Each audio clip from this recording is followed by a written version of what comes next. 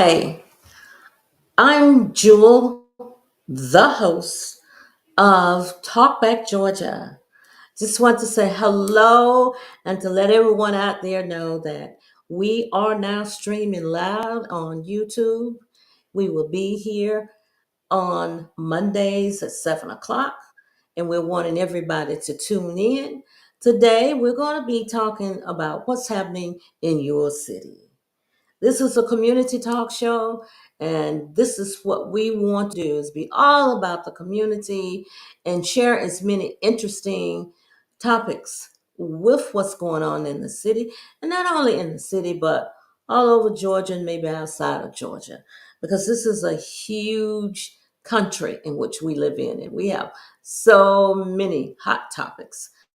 But the most important ones everywhere else they're important. But those of us that live in Georgia, it's extremely important for you. Because right now we're right in the middle of our council elections in all the cities, whether they're in Fulton County. And Atlanta and South Fulton are so close together. You're going to be seeing and hearing a lot about the city elections in Atlanta and city of South Fulton. Because right now we both are pushing up on early voting. And early voting is going to start October 14th. And what we're talking about today is to try and encourage you to make sure that you take the time to first check your voting record and to make sure that you're eligible to vote, because there is a big purge that's going on, and it's my understanding it's going to be about 500,000 people that's going to be purged off of the roll. And if they have not voted in the last three elections, that's when they will be purging you off. So make sure before you try and go vote is that you vet your candidate, make sure that you're eligible to vote, because that's so important for you to be able to do that. You wouldn't want to get to your precinct and find out that you can't vote. When all you have to do is to go to my voter page and follow the prompts and find out whether or not you're eligible. I know a lot of the candidates, there's many of them on both sides of the rim, whether they are Atlanta, City of South Fulton, East Point, College Park, Hateville, any of the other cities on the other side of the county. Everybody, all the cities are, having their elections. So this is a good time to really get to know the candidates and make the decision as to who you really want. And you'll hear me say over and over, make sure that you vet your candidate.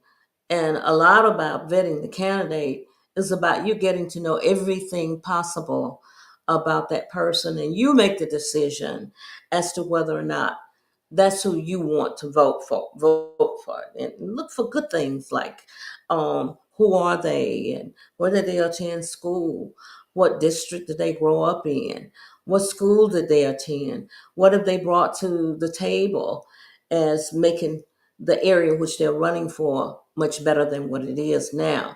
What is their understanding about what that particular position that they're running for is about? Do they understand it? So those are some of the things that you're really going to be looking for when you're vetting your candidate in order to decide who's who. So with that being said, um, we want to make sure that everything is going out to everybody. This is going to be like a starting segment all over again, because we're right in the middle of the election time. And we have a guest here that's going to be with us. And well, after we take our little break, then I'm going to introduce you to her. I'm so excited to be able to do that. And there will be a lot of things that will be shared here as we take a look into what's happening in our city as it relates to our Zing family and our baby boomers. That's very, very important, because when you look at the voting record, your baby boomers the one that's your super voters, and most of the time they are seniors. That means that they vote all the time. They vote on everything. They vote from the local level up to the congressional level, which is very good. And we're hoping that we're setting an example. And I say we because I kind of fit into that mode of the baby boomers. And we're hoping that we're setting an example for our zines and that they will pick up on a lot of the things that we're doing and carry it on because we know that at some point or another, our Heavenly Father going to say, "You've done enough, so come on home and be with me." So when we leave, we want to leave sort of like a legacy of good things. So our younger group will be able to pick up and just run with it. And to let you know also that there are a lot of programs that are out there that you can kind of connect in and maybe work with, and hopefully you will follow the lead on a lot of these programs. And I know both sides of the aisle have them. Your Democrats have them, your Republicans have them, and even the independents they have them too. So you have a lot of things that you can kind of choose from. But given the law of the land that we're in right now, we should be looking at some way of trying to bridge the gap so we all can be working together. I think if we can do that, we're going to make a big difference in going forward. I know that there's a lot of different, but even with that going on, I truly believe that we can also work together to try and change a lot of the things if we're together. And with that being said, I'd like to just remind us that a lot of times we will agree, and there's a lot of times we won't agree. But one of the most important things, you want to agree to disagree with each other. We've had so many things to happen, not necessarily here in Georgia, but abroad, where people just get so tired and frustrated, and there's a lot of things that are happening, like the um, the shooting at the church in Michigan the other day, which was very heartbroken for me and a lot of other people. We definitely want people to be able to get the help that they need. They're seeming to think that it might have been um, a person who was having mental health issues. We're not exactly sure, but we definitely want to encourage people being able to get the kind of help that they need, so we won't be able to, I mean, we won't have to face the kinds of things we've been facing here lately with people wanting to take their frustration out on big groups of people. And we have to also talk about the fact that maybe we need to scale back on allowing so many people to have guns. And that's a big subject, and it causes a lot of problems with a lot of people.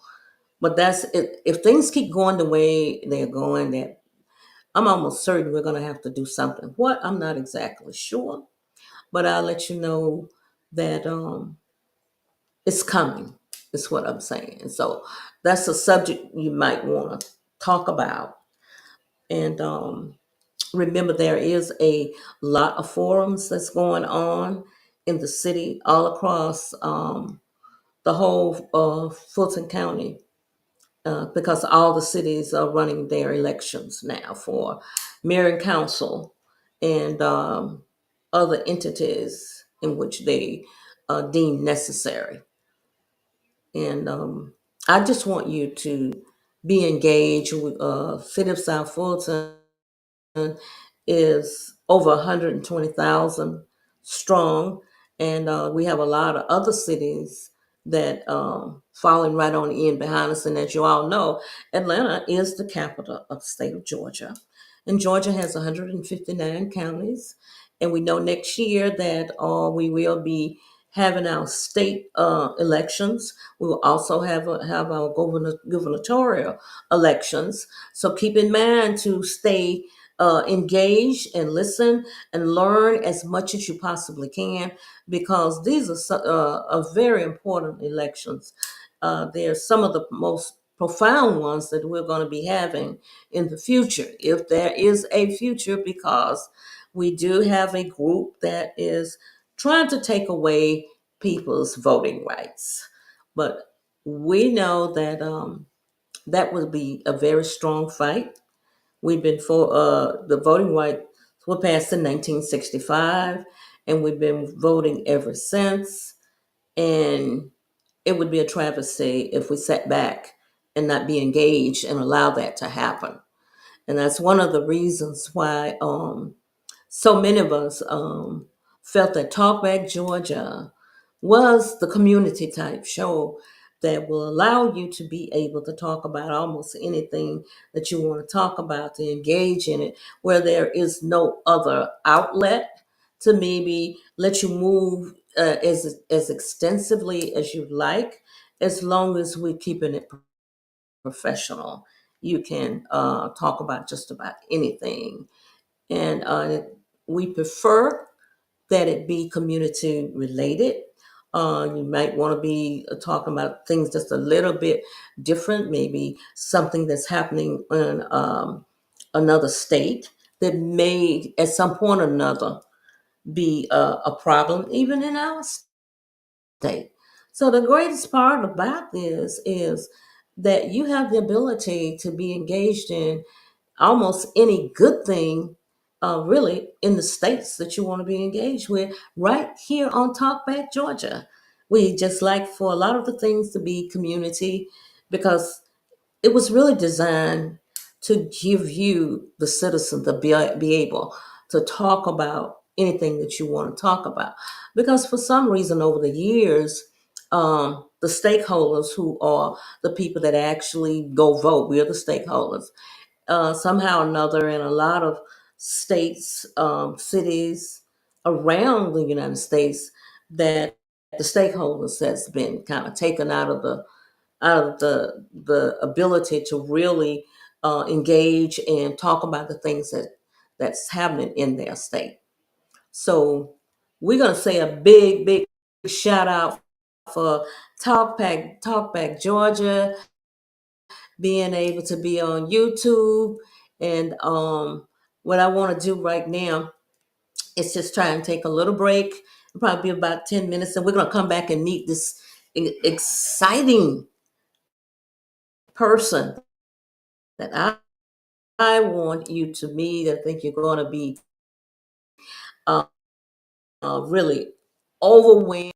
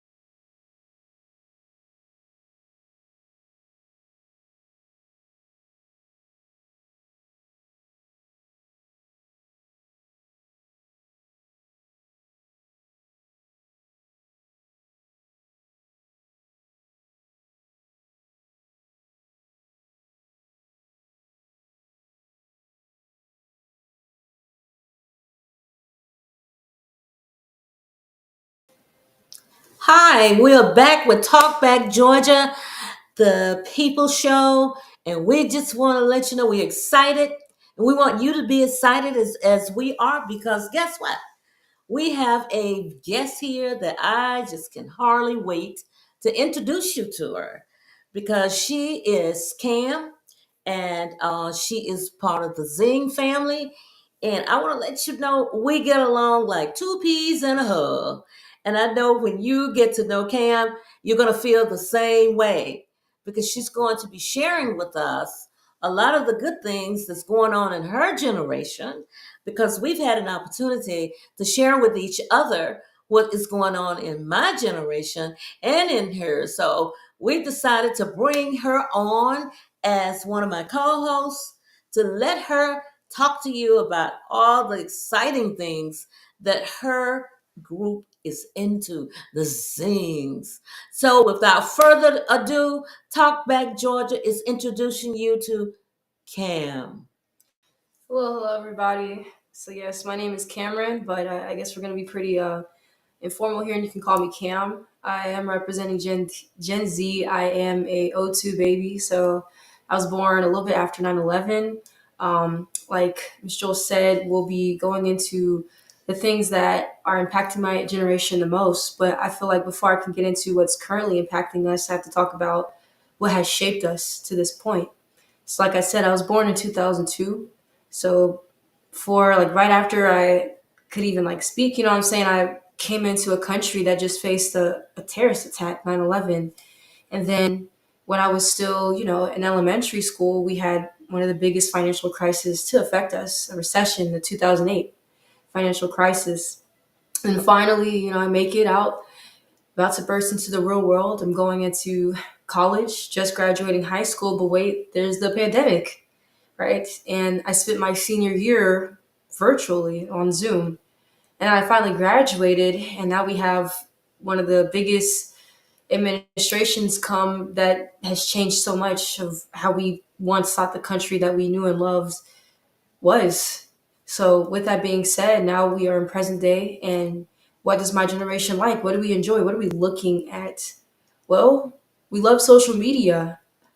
Just to mention, I can't believe I didn't mention, but we also watched as technology went from big phones and pagers. Pagers weren't even a thing, but we had mobile flip phones to smartphones. And with smartphones, we had Instagram, Facebook, and now TikTok.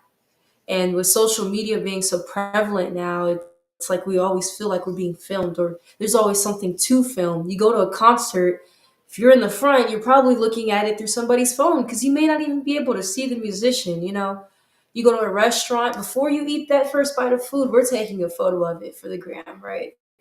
So, with this being said, our generation also has a lot of major social changes that we're trying to push through, but it's also pushing against us.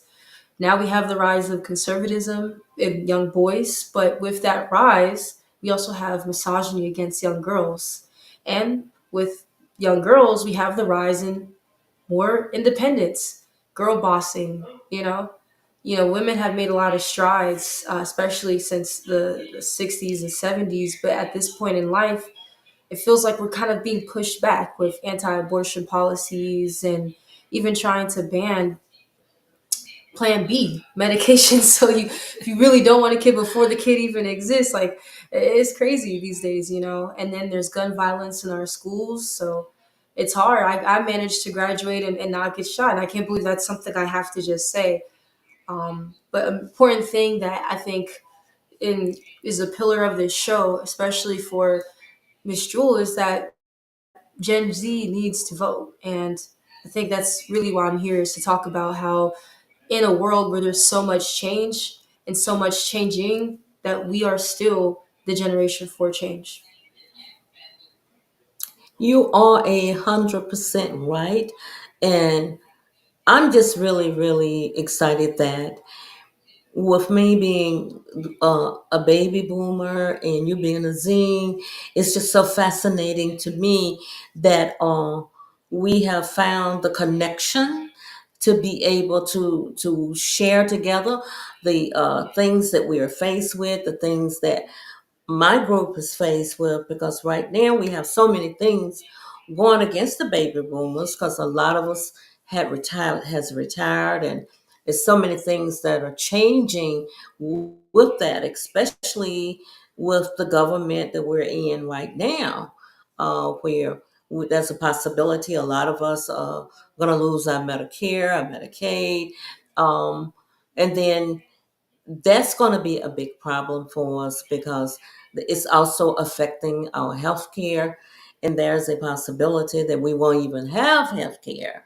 And before you enter into the baby boomer retirement area, you have to um, do Medicare or pay for your health care, which I don't even think you can pay for it separate. You have to follow the guidelines to say that you would either be Medicare and Medicaid, or you just have one, which is Medicare. And it all depends on what you qualify for based on your retirement. If you retired, or even if you didn't retire, there is different things that you have to do for yourself. So um, when we talk, the Zing and I, we discuss a lot of things and discuss the possibility of being able to really work out even better than the two of us has been able to work, and because they are so much